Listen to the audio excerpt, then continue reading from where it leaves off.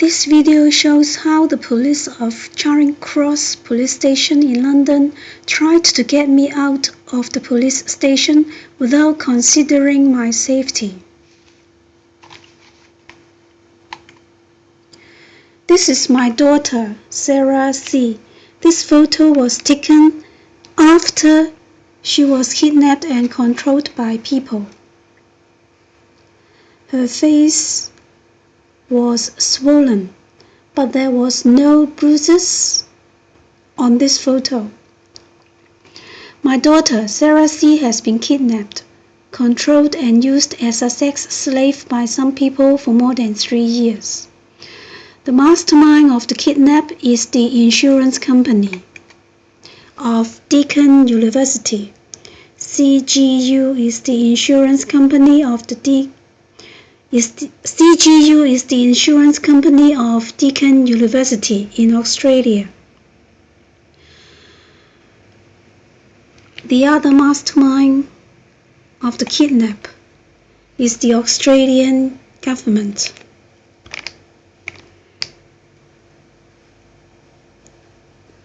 The Australian government is the other mastermind of the kidnap. They kidnapped her to make me remain silent of the extremely serious crimes committed on me 9 years ago in Australia by the insurance company and the doctors of a government hospital in Australia. The Hong Kong government refused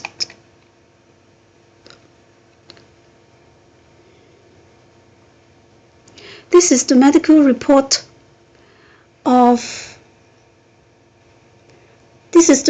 report written by the government doctor of the government hospital of Australia. They claim that I had schizophrenia. They falsely accused me of having schizophrenia in 2005, and I was almost killed in the mental hospital because I was given an injection, an intramuscular injection that was unnecessary, and it was overdose. So I got a convulsion while I was unconscious, while I was in a coma. I got a convulsion after the injection, the next day after the injection. I became conscious again after emergency resuscitation. I got this information from the medical record. But the hospital and the doctors never informed my husband or me of the incidents that I was almost killed. The Hong Kong government refused to rescue my daughter. This is the reply from the Hong Kong government. The Hong Kong government, the CEO of Hong Kong claimed that the kidnap and the crimes committed on me is not a matter raised under the jurisdiction of Hong Kong. And the CEO advised me to contact the Australian government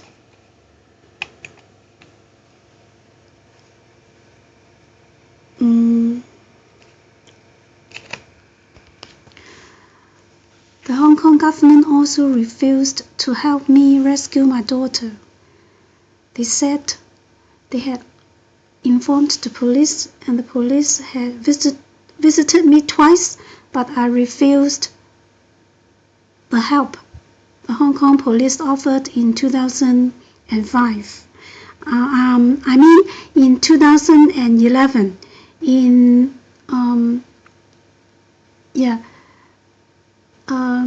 in late November of 2011,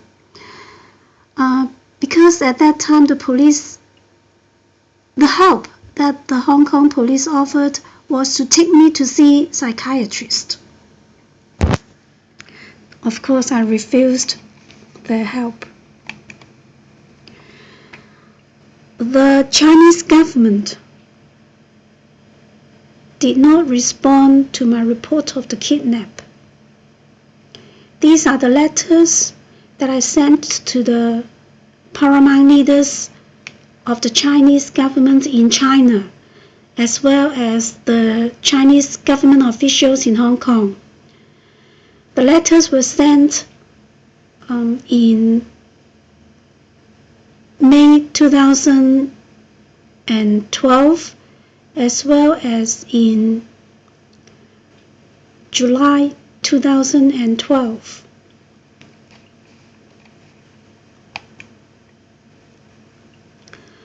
The Victorian Police of Australia did not investigate the kidnap seriously. They just said that the police had seen Sarah, and they claimed that Sarah would call me that night, but actually Sarah did not call me.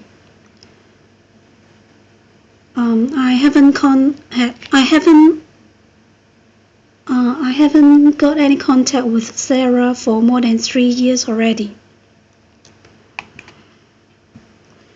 The Australian government also claimed that they could not help me because it is a criminal offense.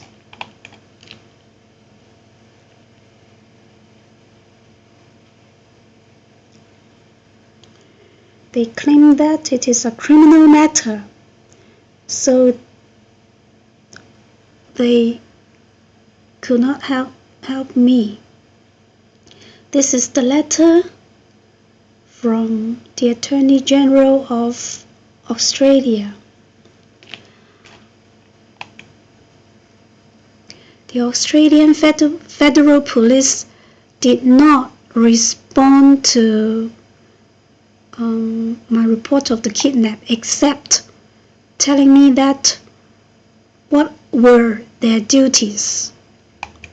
So eventually no one investigated the kidnap of my daughter, and of course no one rescued her. Sarah was born in Britain, and she was a British passport holder. Therefore, in December 2014, I went to Britain to ask the British government to rescue her. On December 19, I was at the Charing Cross Police Station of London.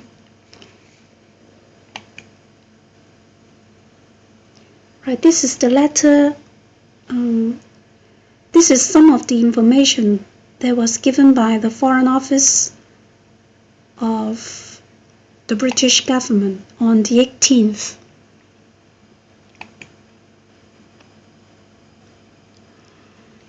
On the 19th of December 2014, I was at the Charing Cross Police Station, and the police in this police station did the following things to me. Firstly, I told the police that some people had tried to make me feel dizzy, and actually they wanted to make me fainted so that they could kidnap me. The people were from this coach, from Swansea to London. And secondly, each time I tried to sleep When I was sitting on a chair, this policeman came to me and asked me questions on my personal particulars. He did it repeatedly, trying to prevent me from sleeping. This policeman also kept telling me to leave the police station, despite it was in the middle of the night and it was raining. Besides, there was no one on the street at that time of the night. Fourthly, I told the police that my phone was hacked, so I could not call anyone. Therefore, it would be unsafe for me to leave the police station in the middle of the night. But this policeman kept forcing me to leave the police station. Fifth, the police in the police station had tried to create evidence that I had hallucination.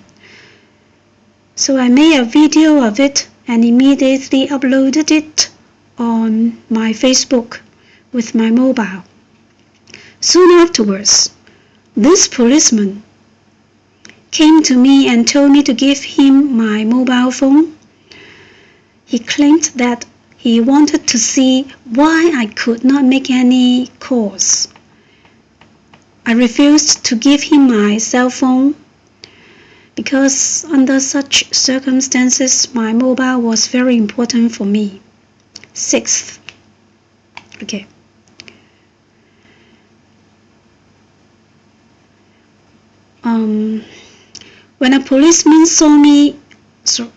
Sixth, when a policewoman saw me charged my mobile in the police station, she immediately removed my mobile from the socket to prevent me from charging my phone. She screamed and yelled at me and falsely claimed that I was yelling and screaming in the police station. Seventh, however, they allowed 2 British men to charge their mobiles in the police station and left the police station, leaving their mobiles in the police station for charging the batteries. I asked the police why. I asked this policeman why the 2 British men could charge their cell phones in the police station, but I could not. This policeman said those two men must have their battery charged because they suspected that there were people following them on the street. I think if those 2 men could leave the police station without their cell phones, that meant they did not need the cell phones for their safety. I was alone. I am a woman. I'm tiny. I was just a visitor from Hong Kong. I had lots of luggage with me, and the luggage was heavy. But the 2 men who charged the phones in the police station were strong. They had companies. They were companies. They were locals. But police thought they need their cell phones charged more than I need mine. 9. Once there were altogether 4 to 5 policemen standing near this policeman. They worked together to force me to leave the police station. Despite it was dark outside, it was raining and the street was extremely quiet. 10th, this policeman also threatened that if I did not leave the police station, they would arrest me. It was in the middle of the night. The street was extremely quiet and it was raining. I had lots of luggage. Let me see. I had lots of luggage with me, and I was just a visitor who knew almost nothing about Britain and London. Eventually, I left the police station. I went to the hotel on the opposite side of the street. I stood in the lobby of the hotel for some time, and then I went to the airport by train at 5 something in the middle of the night.